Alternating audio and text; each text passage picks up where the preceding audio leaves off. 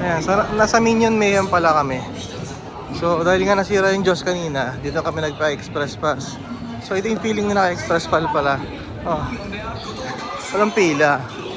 Ang saya. 90 minutes yung waiting time dun sa ano. Pero dito mga 15 minutes lang daw.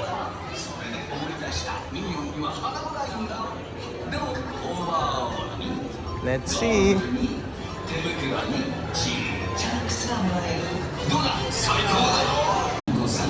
Sa taas na agad kami.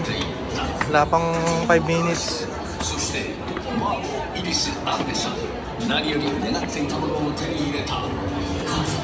So sa mga ano talaga, mga limited lang yung time dito sa Japan. Maganda talaga mag-express pass na rin yung mga mahilig mag-rides.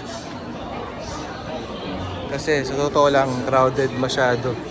Lalo na pag weekend siguro. Like weekends. Weekend ngayon eh.